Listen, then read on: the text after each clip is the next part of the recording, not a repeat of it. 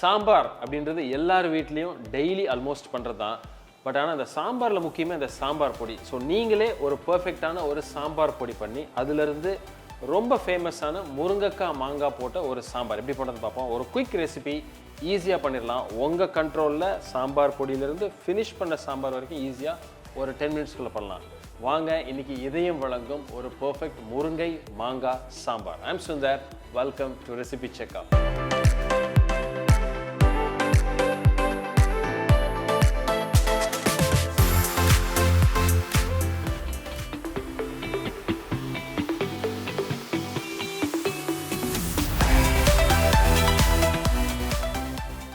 சாம்பாருக்கு ஃபஸ்ட்டு தேவையான ஒரு அரை கப் துவரம் பருப்பை ஒரு 1/2 hour கழுகி ஊற வச்சுருக்கேன். ஊற வச்ச துவரம் பருப்பை நம்ம வேக வைக்கிறப்போ நல்ல வால்யூம் கிடைக்கும், கணிசமாக இருக்கும். அதே மாதிரி ஈஸியாக நமக்கு வெந்துடும், ரொம்ப முக்கியம். ஸோ துவரம் பருப்பு எடுத்துட்டோம். இதோட ஒரு 4 பீஸ் தக்காளி வெட்டி வச்சுருக்கேன், அதை எடுத்துக்குவோம்.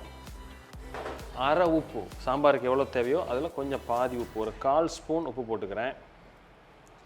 அதே மாதிரி ஒரு 1/4 ஸ்பூன் மஞ்சள் பொடி. இதுக்கு தேவையான 3/4 கப்பு தண்ணி.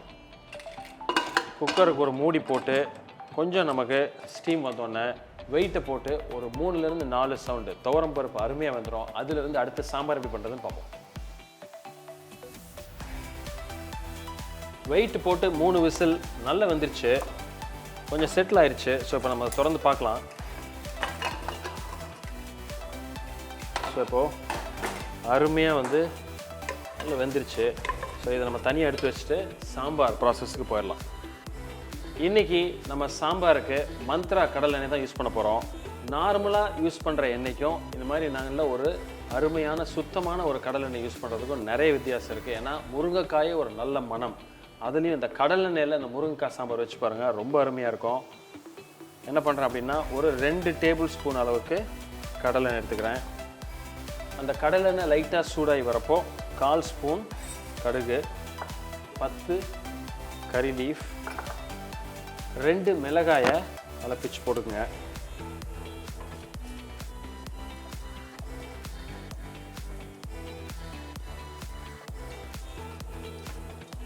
சாம்பார் அப்படின்னாலே சாம்பார் வெங்காயம் தான். சின்ன வெங்காயம் ஒரு 15லேருந்து ஒரு 20 சின்ன வெங்காயம், கொஞ்சம் நிறையவே போடுறேன் இன்றைக்கி நான்.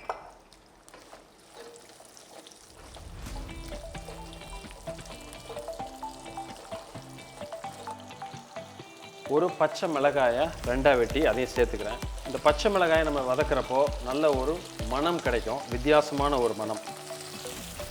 கொஞ்சம் வெட்டி வச்சிருக்கிற ஒரு தக்காளி இப்போ சேர்த்துக்குவோம். ஸோ இந்த ஸ்டேஜில் நான் என்ன பண்ணுறேன் அப்படின்னா ஒரு 1/4 ஸ்பூன் அளவுக்கு உப்பு, மஞ்சள் பொடி ஒரு 1/4 ஸ்பூன்.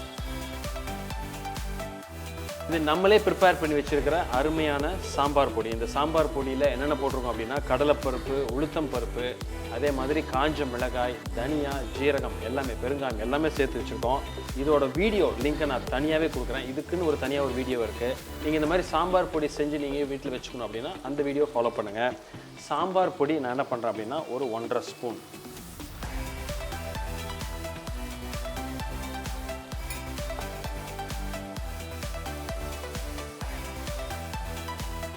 இந்த ஸ்டேஜில் நம்ம வெட்டி வச்சிருக்கிற முருங்கைக்காய், அதே மாதிரி மாங்காய்.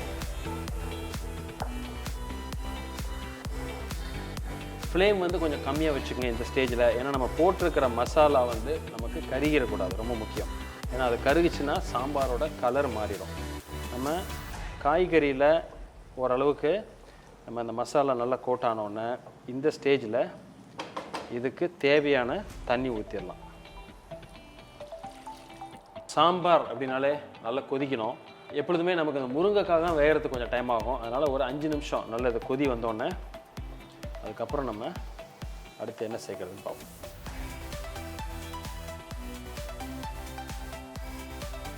நல்ல ஒரு 5 நிமிஷம் இப்போ நல்லா கொதிச்சிருக்கு. ஸோ இப்போ ஏற்கனவே நம்ம வேக வச்சுருக்கிற துவரம் பருப்பு அதை இதில் நம்ம மிக்ஸ் பண்ணிடலாம்.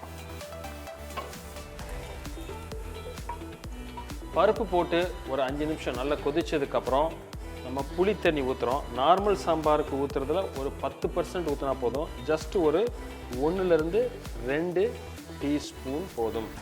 ஏன்னா இது ஒரு அந்த ஒரு ஃப்ளேவர், அந்த ஒரு டேஸ்ட்டுக்கு தான் கொடுக்குமே தவிர, புளிப்புக்கு ஆல்ரெடி இதில் மாங்காய் இருக்குது. புளி சேர்த்து ஒரு 5 நிமிஷம் அருமையாக கொதிச்சிருச்சு. அருமையான மனம். மந்த்ரா கடலெண்ணெய், முருங்கைக்காய், மாங்காய், டெட்லி காம்பினேஷன். அடுப்பை குறைச்சிட்டு ஒரு கை அளவுக்கு கொஞ்சம் கம்மியாக பொடியாக வெட்டி வச்சுருக்கிற கொத்தமல்லி தழை அதை சேர்த்து மிக்ஸ் பண்ணுங்கள்.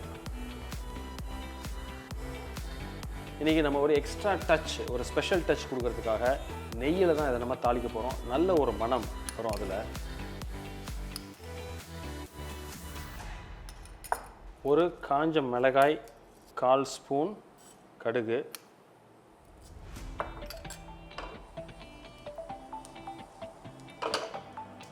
ஒரு 10 கருவேப்பிலை,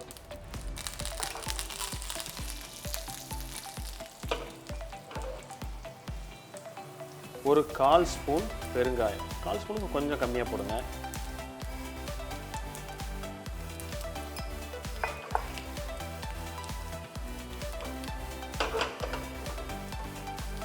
ஸோ அந்த தாளிப்பை இதில் நம்ம சேர்த்துருவோம்.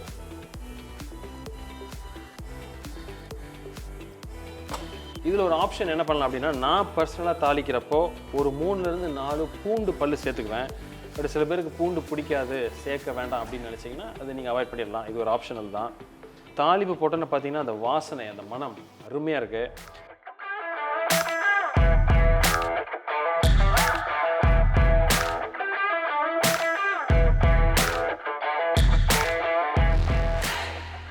ஒரு பெர்ஃபெக்டான பஞ்சியான சாம்பார், நம்ம வீட்டிலேயே செஞ்ச சாம்பார் பொடியிலிருந்து ஒரு அருமையான சாம்பார் பண்ணியிருக்கோம். முருங்கைக்காய் மாங்காய் சாம்பார். 2-3 முக்கியமான விஷயம் தான்.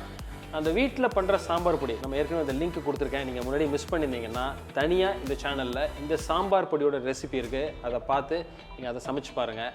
அதுக்கு எடுத்துகிட்ட 1 மாதம் ஒரு டைட் கண்டெய்னரில் போட்டு வச்சிங்கன்னா அப்படியே இருக்கும். கடலெண்ணெய், ஒரு சுத்தமான கடலெண்ணெய், இன்றைக்கி மந்த்ரா கடலெண்ணெய் தான் யூஸ் பண்ணியிருக்கேன். அதே மாதிரி புளி கம்மியாக சேர்த்துருக்கேன், மாங்காய் போடுறதுனால ரொம்ப முக்கியமானது. அதே மாதிரி தாளிப்பு கடைசியாக தான் சேர்த்துருக்கேன். நெய்யில் தான் நம்ம தாளிச்சிருக்கோம். கடைசியாக தான் பெருங்காயம் சேர்த்துருக்கோம். இது எல்லாம் சேர்த்து ஒரு கலர், அந்த ஒரு மனம், அது ரொம்ப முக்கியம் சாம்பாருக்கு. 4 வீட்டுக்கு மணக்குங்க அந்த மாதிரி ஒரு சாம்பார். இது பிடிச்சிருந்தா எங்களுக்கு ஒரு தம்ஸ் அப், லைக் கொடுங்க, ஃப்ரெண்ட்ஸோட ஷேர் பண்ணுங்கள். இதே மாதிரி இன்னொரு நாள் ஒரு சிம்பிளான ரெகுலரான ரெசிபி இருந்தால் கூட அதை கொஞ்சம் வித்தியாசமாக எப்படி பண்ணலாம் அப்படின்னு பார்ப்போம். அது வரைக்கும் ஹாப்பி குக்கிங்.